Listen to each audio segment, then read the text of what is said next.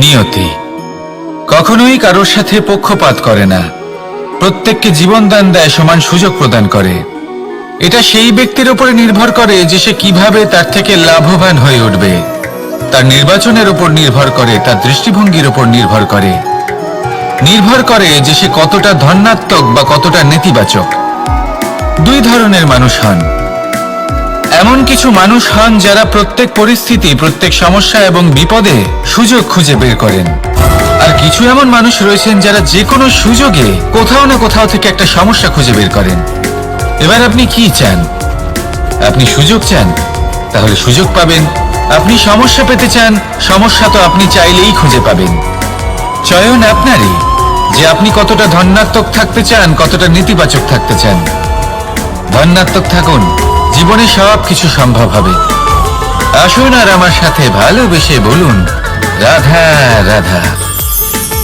যখনই আমরা কথা বলি জলরাশির বিষয়ে, যখন আমরা তুলনা করি, তখন আমাদের খুব ভালো লাগে মিষ্টি সরোবর, পুকুর, নদী। আর আমরা অপেক্ষা করে থাকি সাগরের জন্য, সমুদ্রের জন্য। কেন করি? কারণ এই সাগর, এই সমুদ্র, এ হলো অত্যন্ত বিশাল আর ভয়ানক। এর জলও কিন্তু নোনতা, যা আমরা পান করতে পারি না। কখনো ভেবে দেখেছেন এই সমুদ্রের অন্তরে এই নোনতা জল, এই নোনতা ভাব, এটা আসে কোত্থেকে? এই যে সমুদ্র, যে প্রবাহমান নদীর থেকে যে খনিজ নির্গত হয়, তার ভান্ডার হলো এটা। সেই খনিজকে নিজের অন্তরে গ্রহণ করে, সেই নোনতা ভাব নিজের মধ্যে সমাহিত করে, আর তারপর সেই নোনতা জল বাষ্পে পরিণত হয়ে উপরে উঠে যায়, যা মেঘ হয়ে আপনার ওপর মিষ্টি বৃষ্টি হয়ে ঝরে পড়ে। এ হলো সমুদ্রের ত্যাগ, যার জন্য আপনি মিষ্টি জল পান করতে পারছেন, সে নদী থেকেই হোক বা সরোবর থেকে। সেই জন্যই হয়তো সাগর হলো এত মহান, হয়তো সেই জন্যই রত্ন সাগরে পাওয়া যায়। তাই মনে রাখবেন, ক্ষমতা তারই হয় যে ত্যাগ করতে জানে, কোনো বিষকে নিজের মধ্যে ধারণ করে নিতে জানে। তাহলে আপনিও এটাই করুন, এতটাই শক্তিশালী হয়ে উঠুন, আর আমার সাথে ভালোবেসে বলুন রাধা রাধা। রাজ্য, শাসন, সাম্রাজ্য, সংস্থাপনা, এগুলিকে সফল কখন বলা যেতে পারে? কোন কোন বুদ্ধি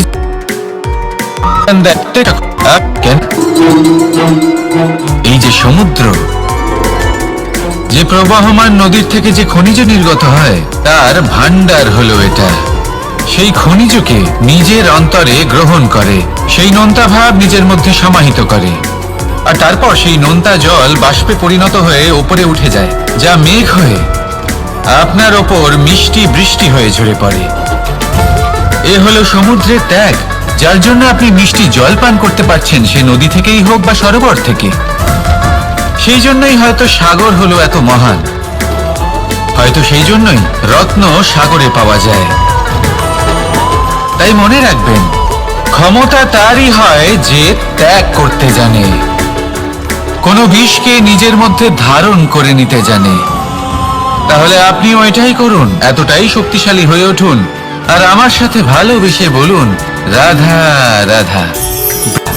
রাজ্য, শাসন, সাম্রাজ্য, সংস্থাপনা, এগুলিকে সফল কখন বলা যেতে পারে?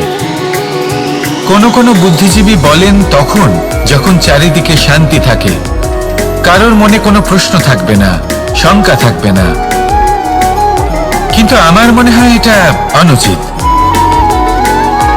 কোন রাজ্যের পক্ষে বা কোন শাসনকালে সব থেকে বড় সংকট তখন আসে, যখন সব থেকে বেশি যোগ্য ব্যক্তি বা সব থেকে বেশি বিদ্বান ব্যক্তিও শুধু মুখদর্শক হয়ে বসে থাকেন। মনে প্রশ্ন আসতে থাকে কিন্তু জিজ্ঞেস করেন না, শঙ্কা উৎপন্ন হয় কিন্তু ব্যক্ত করতে পারেন না। এটা খুবই অনুচিত। এই যে প্রশ্ন, তা আসা খুব ভালো। এই প্রশ্ন অকারণে আসে না, কোনো সমস্যার কারণেই আসে। এই প্রশ্নের দ্বারা আপনি সেই সমস্যাগুলি দেখতে পাবেন যাতে আপনি এতদিন অনভিজ্ঞ ছিলেন। আর যত প্রশ্নের নিবারণ আপনি করবেন ততই আপনার রাজ্য, আপনার শাসন আরো শ্রেষ্ঠ হয়ে উঠবে।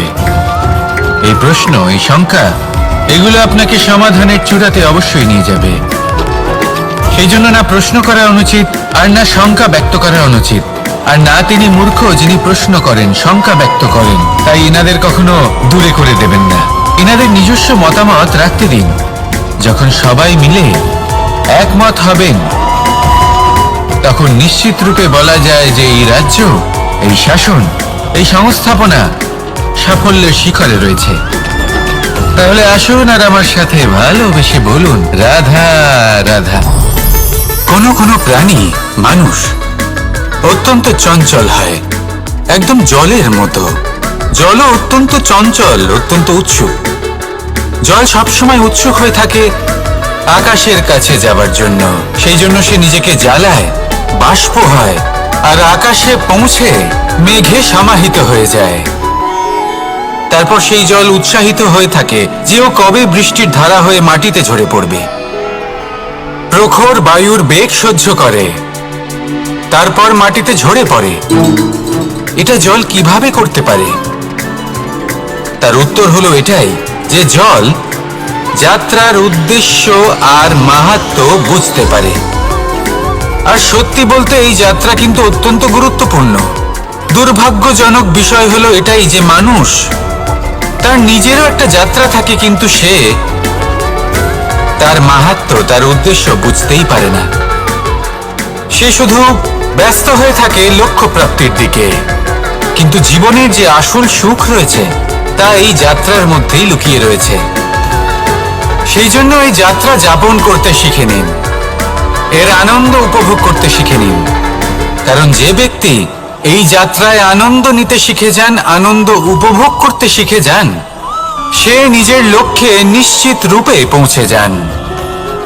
তাই নিজের এই যাত্রার প্রত্যেক মুহূর্ত উপভোগ করতে থাকুন আর এই আনন্দ সহকারে বলুন, রাধা রাধা।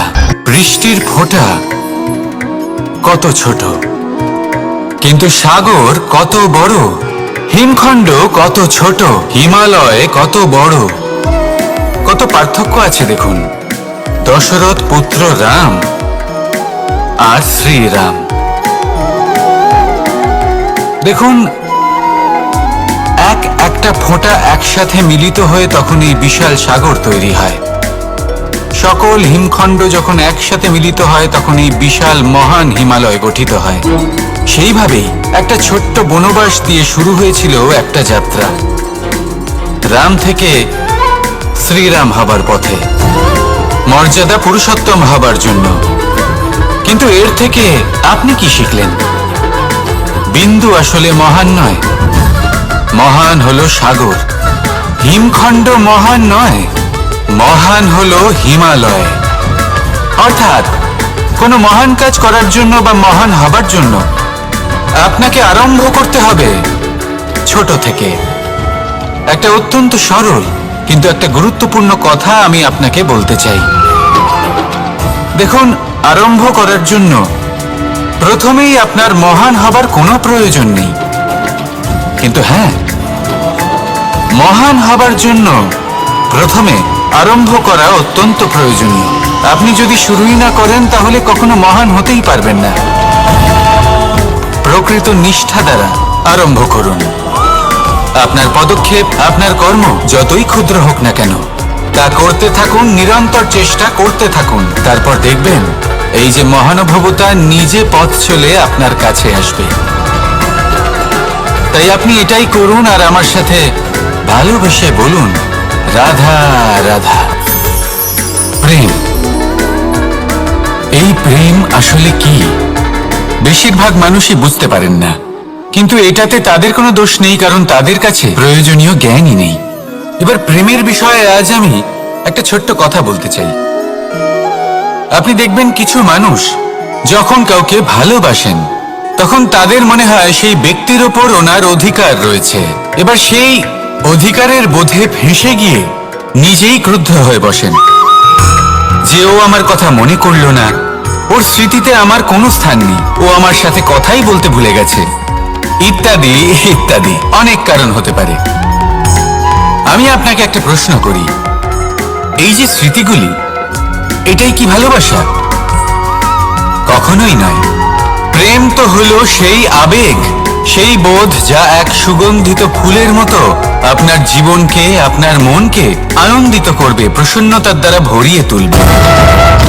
প্রেম হলো সেই বোধ। তাই যদি আপনি প্রেমকে বুঝতে চান, তাহলে প্রেমের ভাবনাকে বোঝার চেষ্টা করুন। প্রেমকে যদি যাপন করতে চান, তাহলে আবেগের দ্বারা যাপন করুন, স্মৃতির দ্বারা নয়।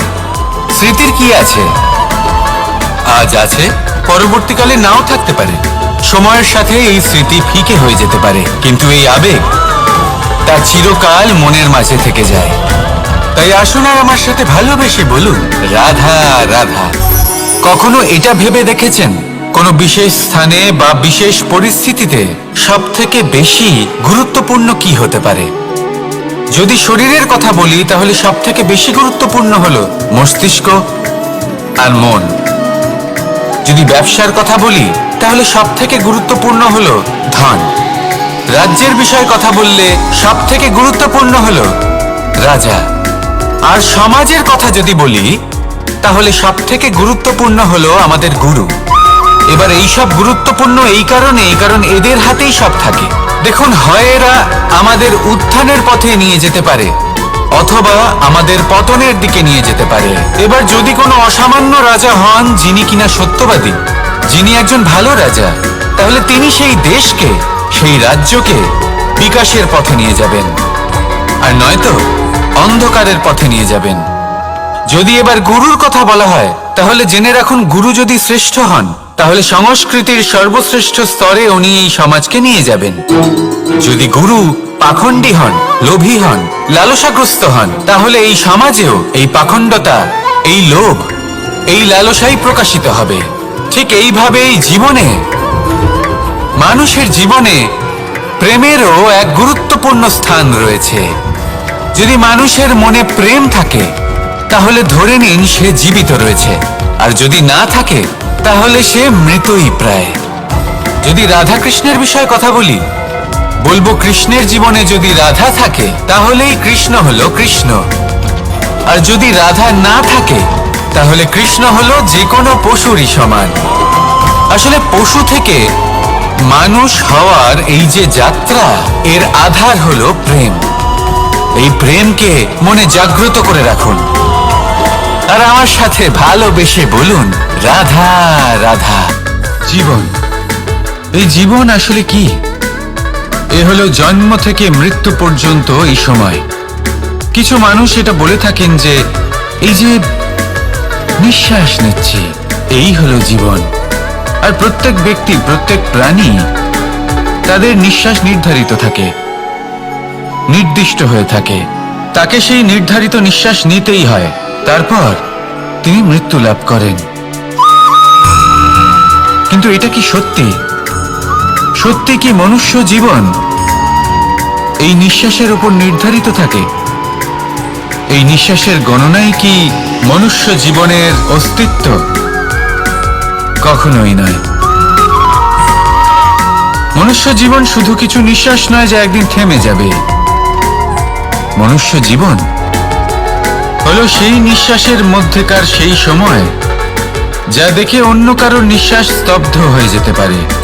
সেই মুহূর্ত যেখানে মানুষ আপনার মধ্যে সেই প্রেম দেখতে পারে, আপনার সাহস দেখতে পারে, আপনার শক্তি দেখতে পারে, আপনার চেষ্টা দেখতে পারে, আপনার পরিশ্রম দেখতে পারে, অন্যায় আর দুর্নীতির বিরুদ্ধে আপনার যুদ্ধ দেখতে পারে। জীবনে গুরুত্বপূর্ণ সেই মুহূর্ত, সেই সময় যেটা আপনি বেঁচে আছেন।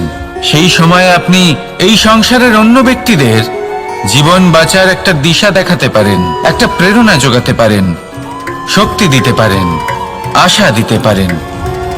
তাই জীবনে এটাই করুন, এমন একটা জীবন যাপন করুন যা অন্যের জন্য আদর্শ হয়ে থাকে। এটাই করুন, আর আমার সাথে ভালোবেসে বলুন, রাধা রাধা। আমরা সবাই নিজেকে স্বচ্ছ রাখতে চাই, শুদ্ধ রাখতে চাই, পবিত্র রাখতে চাই। আর দেখতে গেলে এটা হলো আমাদের কর্তব্যও বটে। এবার এটার জন্য আমরা কি না করি। যখনই আমরা সকালে উঠি, তখন উঠেই আমরা দাঁত মাজি। দিনে যখনই আমরা সময় পাই কিছু সুগন্ধি খাদ্য খাবার চেষ্টা করি, যাতে আমাদের মুখ থেকে দুর্গন্ধ না আসে, বরং সুগন্ধ আসে। এই পা দুটো আমরা শুদ্ধ রাখার জন্য, পবিত্র রাখার জন্য যখনই আমরা বাড়ির বাইরে যাই, পাদুকা পায়ে দিয়ে যাই, আর যখন ফিরে আসি আমরা জল দিয়ে পা ধুয়ে নিই। মনে রাখবেন, সেই ব্যক্তির মুখ হলো সব থেকে বেশি পবিত্র, যে মুখ দিয়ে ঈশ্বরের নাম নেওয়া হয়, যার বাণী হলো অত্যন্ত শুভ, যা মানুষের পথ প্রদর্শন করে, যা মানুষকে শান্তি দেয়। যদি এই হৃদয়কে আপনি পবিত্র করতে চান, তাহলে মানবতাকে বুঝতে হবে, মানুষের দুঃখগুলিকে বুঝতে হবে, তবেই এই হৃদয় পবিত্র হবে। এই পা দুটো যদি আপনি পবিত্র করতে চান, তাহলে কোনো তীর্থস্থানে যান। ওখানে হয়তো আপনি জানেনও না যে কতজন সৎপুরুষ, কতজন মহাপুরুষ এসেছেন। তাদের চরণের ধুলো সেখানে পড়েছে, যা আপনার চরণ শুদ্ধ করে তুলতে পারে। যদি এই হাতগুলি আপনি পবিত্র করতে চান, তাহলে এই হাত দিয়ে শুভ কর্ম করুন, দান করতে শিখুন। আর যদি এই আত্মা আপনি পবিত্র করতে চান, একটাই বিকল্প আছে, প্রেম, শুদ্ধ নিঃস্বার্থ প্রেম। এই প্রেম বিতরণ করতে থাকুন, আপনি শুদ্ধ থাকবেন, পবিত্র থাকবেন। আসুন আমার সাথে ভালোবেসে বলুন, রাধা রাধা। মানুষের সবথেকে বড় শক্তি কি? তার বাহুবল, অর্জন করা ধন, নাকি তার পেছনে দাঁড়িয়ে থাকা তার সমর্থক বা প্রশংসকদের দল, নাকি ঈশ্বরের আশীর্বাদ? সেটা কি? মানুষের সবথেকে বড় শক্তি হলো একটাই, আর তা সকলের মধ্যে আছে, আর তা হলো তার নিজের অস্তিত্ব, যা অন্য কারোর মধ্যে নেই। সংসারে অনেক লোক রয়েছেন, কিন্তু কেউ আপনার মতো নন। এটা হলো আপনার শক্তি, এ হলো আপনার নিজস্ব শক্তি। দুর্ভাগ্যবশত বেশিরভাগ মানুষ এটা বুঝতে পারেন না, নিজের শক্তিকে চিনতে পারেন না। কিন্তু যদি আপনি চিনতে পারেন, তাহলে আপনি নিজের অন্তরে অনুভব করবেন একটা অসীম শক্তির অস্তিত্ব। যে সাফল্যের পথে আপনি চলছেন, আপনি দেখবেন যে এই সাফল্যের দ্বার নিজে থেকেই খুলে গেছে। শুধু প্রয়োজন হলো নিজের এই শক্তিকে চিনে নেবার, নিজের এই বিশেষত্বকে বোঝার। কারণ এই যে আপনার বিশেষত্ব, এ কোনোদিনও আপনার থেকে দূরে চলে যাবে না, চিরকাল আপনার সাথে জড়িত থাকবে। যদি আমি বাহুবলের কথা বলি, সময়ের সাথে সেটা চলে যাবেই। যদি কথা বলি অর্জিত ধনের, তাহলে সময়ের সাথে সেটাও চলে যাবে। মিত্র, পরিবার, বন্ধু, আশীর্বাদ, এই সব কিছু আপনার থেকে দূরে চলে যেতে চলেছে, সেটা আপনিও জানেন। কিন্তু এই যে আপনার অস্তিত্ব, আপনার বিশেষ শক্তি, যা শুধু আপনার সাথে আছে, তা চিরকাল আপনার সাথেই জুড়ে থাকবে।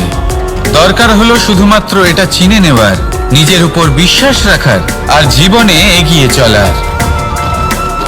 আপনি যদি এটা করেন, তাহলে সবাই এটা দেখে আপনার থেকে শিক্ষা নেবেন। তাহলে এটাই করুন, আর আমার সাথে ভালোবেসে বলুন, রাধা রাধা। কথোপকথন অত্যন্ত গুরুত্বপূর্ণ। এটা প্রত্যেক সম্পর্কের জন্য, বরং জীবনের জন্য অত্যন্ত গুরুত্বপূর্ণ। যদি কথোপকথন না হয়, তাহলে আপনি অপর মানুষকে বুঝবেন কি করে, বা উনি আপনাকে বুঝবেন কি করে? এবার কথোপকথনের দুটি পদ্ধতি থাকে। প্রথম হলো আপনি সামনের মানুষের কথাটা বুঝতে চাইলেন। দ্বিতীয় পদ্ধতি, আপনি নিজের কথা সামনের মানুষকে বোঝাতে চাইলেন। বেশিরভাগ সময় এটা হয় যে এই কথোপকথন ঝগড়াতে পরিণত হয়। কেন এমন হয়? কারণ না আমরা নিজের কথা সামনের মানুষকে বোঝাতে পারি, না সামনের মানুষ আমাদের বুঝতে পারেন। এটা কেন হয়? কারণ আমরা সামনের মানুষের কথাটা শুনি, কিন্তু সেটা বোঝার চেষ্টা করি না, তাকে উত্তর দিতে চাই। জীবনে সামনের মানুষের কথা শুনুন তাকে বোঝার জন্য, দেখবেন সব ভালো হয়ে যাবে। কারণ যে কোনো প্রশ্নের উত্তর আর যে কোনো উত্তরের আরো একটা প্রশ্ন, এটা শুধুমাত্র ঝগড়া সৃষ্টি করে। বরং সামনের মানুষের কথা শুনবেন শুধু তাকে বোঝার জন্য, তার কথা বোঝার জন্য। এই কথোপকথন প্রেমকে জন্ম দিয়ে থাকে। তাহলে আপনিও এটাই করুন আর আমার সাথে ভালোবেসে বলুন, রাধা রাধা। অমৃত আসলে কি? আমরা সবাই জীবনে অমৃত লাভ করতে চাই, কিন্তু এই অমৃত আসলে কি? এ কি অমরত্ব লাভ করার কোনো মন্ত্র, নাকি সামনে এগোনোর কোনো পথ, নাকি অমৃত সেই রস যা অসুর আর দেবতারা সমুদ্র মন্থন করে লাভ করেছিলেন, নাকি সেই ওষুধ যা ঋষি মুনিরা ভ্রমণ করে খুঁজে বের করেছিলেন? অমৃত যদি কিছু হয় তাহলে তা হলো আশা। কখনো কোনো মাতাকে দেখুন, উনি নিজের সন্তানকে কত আগলে রাখেন, তার যত্ন নেন, তার পালন পোষণ করেন, এই আশা নিয়ে যে পরবর্তী জীবনে এই সন্তান খুব বড় কিছু করবে, ওনাদের খুব ভালোবাসবে।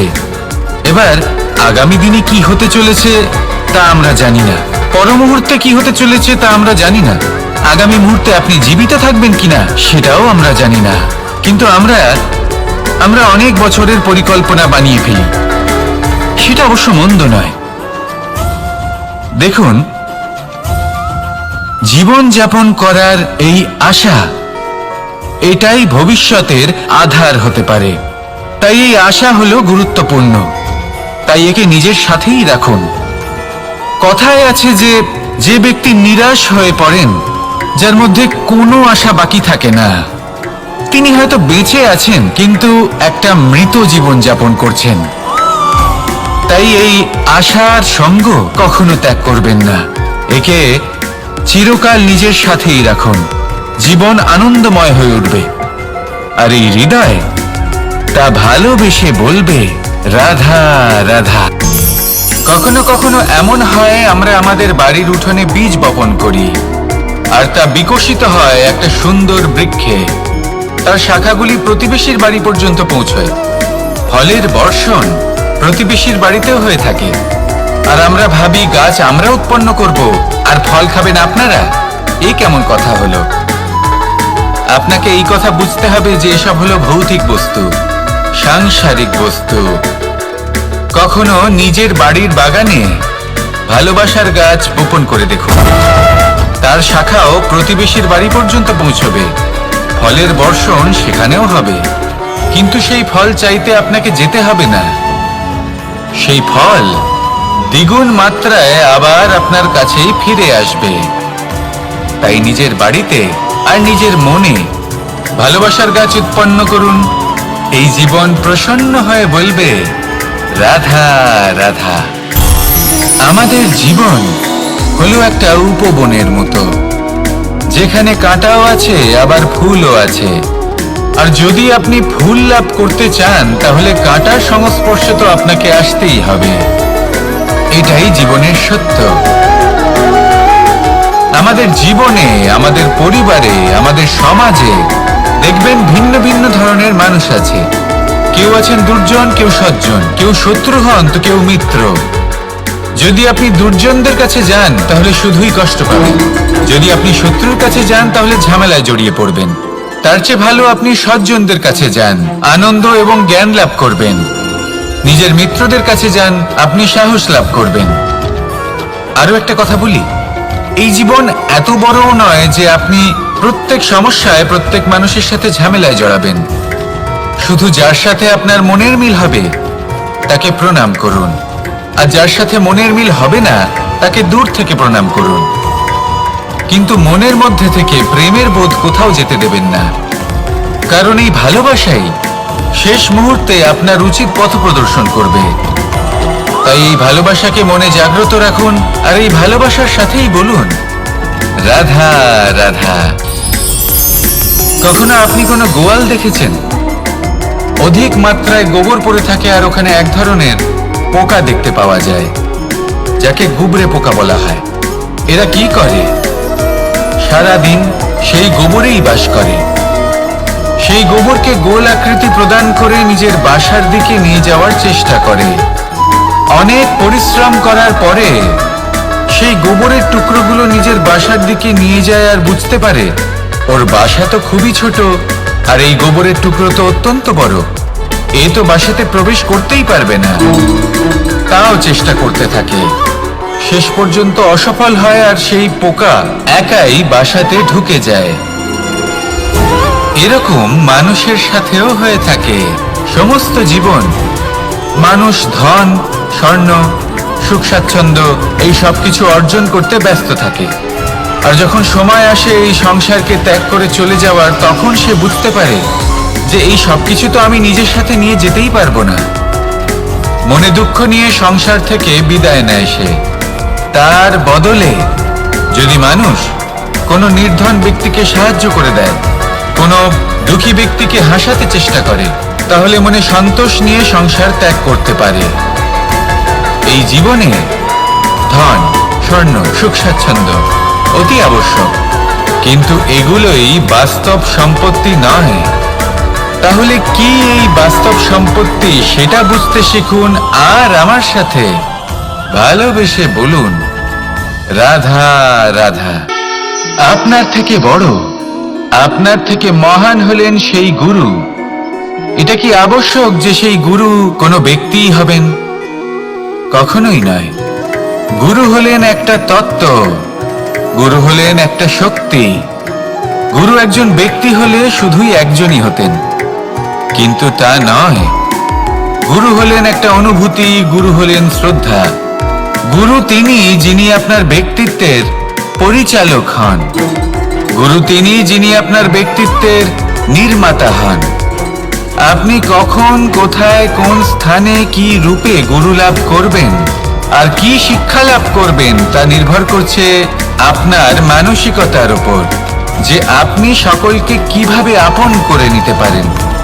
যদি আপনি গুরুকে আপন করতে চান, জ্ঞানকে আপন করতে চান, তাহলে আপনার মধ্যে শ্রদ্ধা জাগ্রত করতে হবে, সামর্থ্য জাগ্রত করতে হবে। আপনি গুরু এবং জ্ঞানকে আপন করে নিতে পারলে তা এমনিই আপনাকে মহান করে তুলবে। তাহলে আসুন আর আমার সাথে ভালোবেসে বলুন, রাধা রাধা। সময় এবং ধন, একটা যা প্রকৃতি আমাদের দান করেন আর একটা যা আমরা নিজেরা অর্জন করি। কিন্তু যখন হারিয়ে ফেলার প্রসঙ্গ আসে, তখন আমরা এই দুই একসাথে হারিয়ে ফেলি। এই সময় যদি আপনি গুনতে থাকেন, তাহলে তা এমনিও নষ্ট হয়ে যাবে। কারণ সময় গণনা করতে আপনি যে সময় ব্যতীত করেন তা তো এমনিই নষ্ট হয়ে যায়। এই সময়কে যদি আপনি একত্রিত করার চেষ্টা করেন, তাহলে তা সম্ভব হবে না। সময়ের বিষয়ে শুধু একটাই কথা বলবো, আপনি যদি একে ব্যবহার করেন তাহলেই জীবনে বৃদ্ধি হবে। ধনের সাথেও এটাই হয়। কথায় আছে যে এই ধনের দ্বারাই ধন অর্জন করা সম্ভব। যদি আপনি এই ধনের যত্ন নেন এবং একে সামলে রাখেন, তাহলে ধন আপনাকে সামলে রাখবে। এবার সময় আমরা প্রচুর পরিমাণে পাই, কিন্তু তার অর্থ এটা নয় যে আমরা তা নষ্ট করি। বাস্তব অর্থে সময় তা অত্যন্ত মূল্যবান। এর সদ্ব্যবহার করা যদি আপনি শিখে যান, তবে এই সময়ও আপনাকে অবশ্যই অতি মূল্যবান করে তুলবে। আসুন আর আমার সাথে ভালোবেসে বলুন, রাধা রাধা। কথায় আছে যে এমন কোনো অক্ষর নেই যার দ্বারা কোনো মন্ত্র হয় না। এমন কোনো বনস্পতি নেই যা নিজেই একটা ঔষধি নয়। পৃথিবীর এমন কোনো ব্যক্তি নেই যার মধ্যে কোনো যোগ্যতা থাকে না। শুধু প্রয়োজন হলো যে ব্যক্তিকে আমরা খুঁজে চলেছি তাকে সঠিকভাবে চিনে নেওয়া। যদি তার যোগ্যতা, তার বিশেষত্ব আমরা বুঝতেই না পারি, তাহলে আর লাভ কি রইল? এই সংসারে এমন অনেক ব্যক্তি রয়েছেন যারা ছোট ছোট অসফলতার কারণে আপনাকে এটা বলে দেবে যে আপনি কোনো কাজের নন, আপনি হলেন মূর্খ, আপনি কিছুই করতে পারবেন না। এইসব কথায় কখনোই বিশ্বাস করবেন না, কারণ আপনি এবং প্রত্যেকটি জীব এই পরমাত্মা এবং এই প্রকৃতির সৃষ্টি, যা অত্যন্ত বিশেষ। যদি আপনাকে উদাহরণ দিই, তাহলে একদিকে আছে তরোয়াল, একটা বড় লম্বা তরোয়াল, যার দ্বারা যুদ্ধ করা যায়, জয়লাভ করা যায়। আর অন্যদিকে রয়েছে একটা ছোট্ট সূচ, কিন্তু যে কাজ একটা ছোট্ট সূচ করতে পারে তা একটা তরোয়াল দ্বারা সম্ভব নয়। এর অর্থ হলো এটাই যে প্রত্যেকটা রচনা অত্যন্ত অমূল্য এবং অত্যন্ত বিশেষ হয়। তাহলে বিশ্বাস রাখুন যে আপনি অত্যন্ত বিশেষ একজন। আর প্রেমের সাথে বলুন, রাধা রাধা। বাল্যকালে যখন আমি মাখন খেতাম, তখন যশোদা মায়ের আমার মাখন খাওয়া নিয়ে কোনো সমস্যা ছিল না। কিন্তু যখন আমি মাখন খেতাম, মাখন চুরি করতাম, তখন যেই প্রকারে বাড়ির পরিচ্ছন্নতা আমি নষ্ট করতাম, তা নিয়ে অবশ্যই যশোদা মায়ের আপত্তি ছিল। আর হবে নাই বা কেন? কথায় আছে যে যদি আমাদের ঘর পরিচ্ছন্ন থাকে, সেখানে লক্ষ্মী বসবাস করে থাকেন, তবেই সেই বাড়িতে সন্তোষ ভাব থাকবে। সেই জন্যই আমাদের যশোদা মা পরিশ্রম করে বাড়ির ভেতর এবং বাড়ির বাহির সবসময় পরিচ্ছন্ন করে রাখতেন। এবার যেইভাবে আমাদের বাড়ি, যেখানে আমাদের পরিবার বসবাস করতেন, সেইভাবেই আমাদের শরীর আর আমাদের আত্মা রয়েছে, যাতে আমরা বসবাস করি। একেও স্বচ্ছ রাখা প্রয়োজনীয়। এবার স্বচ্ছ কিভাবে রাখা যায়? শুধু বাহ্যিক পরিচ্ছন্নতা আর প্রসাধন দ্বারা তা সম্ভব হবে না। জীবনে কিছু কটু অভিজ্ঞতা আমাদের সকলের থাকে। সেই কটু অভিজ্ঞতাগুলির কারণে আমাদের মন, আমাদের আত্মা মলিন হয়ে যায়। এই মালিন্য থেকে আমাদের আত্মাকে মুক্ত করা অত্যন্ত প্রয়োজনীয়। এই স্বচ্ছতা অত্যন্ত প্রয়োজনীয়। আর আমাদের এই মন মালিন্য থেকে মুক্ত হতে পারে শুধুমাত্র প্রেম এবং করুণার দ্বারা। তাই সকলকে ভালোবাসতে থাকুন আর মনের মধ্যে করুণার বোধ জাগ্রত করুন। কারণ যেইভাবে বাড়ি পরিষ্কার থাকলে তাতে লক্ষ্মী বসবাস করেন, সন্তোষবোধ বজায় থাকে, সেইভাবেই যদি মন স্বচ্ছ থাকে, তাহলে তাতে সন্তোষও থাকবে, শান্তিও থাকবে। তাহলে ভালোবাসতে থাকুন, মনের মধ্যে করুণাবোধ জাগ্রত করুন, আর আমার সাথে ভালোবেসে বলুন, রাধা রাধা। আপনি কখনো রেশমের কীট দেখেছেন? নিজের সুরক্ষার জন্য সে নিজের লালা থেকে একটি সুতো উৎপন্ন করে, আর সেই সুতো দ্বারা নিজেকে পেঁচিয়ে নেয়, প্রকৃতি এবং অন্য জীবজন্তুর হাত থেকে সুরক্ষার জন্য। কিন্তু যখন সেই সুতো শুকিয়ে যায়, তখন কি হয়? তা একটা খোলসে পরিণত হয়, এত সবল হয়ে যায় যে সেই রেশমের কীট তা ভেঙে বাইরে বেরিয়েই আসতে পারে না। শেষ পর্যন্ত এই কারণেই সে মৃত্যু লাভ করে। এবার যদি একটা প্রজাপতির কথা বলি, তাহলে প্রজাপতি কি করে? যখন সে উড়তে চায়, সে নিজেই নিজের খোলস ভেঙে ফেলে, সে তার পাখনা মেলে, আর তারপর সে আকাশে উড়ে বেড়ায়। এটাই হলো শিক্ষা আমাদের জন্য। যদি আমরা আকাশে উড়ে বেড়াতে চাই, তাহলে আমাদেরকে অন্তর থেকে সেই খোলস ভাঙতে হবে, অর্থাৎ নিজেদেরকে বন্ধন থেকে মুক্ত করে দিতে হবে। সুরক্ষার জন্য কোনো বাঁধনে জড়িয়ে পড়া, এ হলো সবথেকে বেশি অসুরক্ষিত কার্য। জীবনে সুরক্ষার ভয় থাকাটা উচিত, কিন্তু তা যদি অত্যাধিক হয়ে যায়, তাহলে তা আপনাকে এতটাই দুর্বল করে দেবে যে আপনি নিজেরই সুরক্ষার চক্র ভেঙে বেরোতেই পারবেন না। যদি আপনি নবনির্মাণ করতে চান, তাহলে আপনাকে নিজের এই সুরক্ষা কবচ ভেঙে বেরোতেই হবে।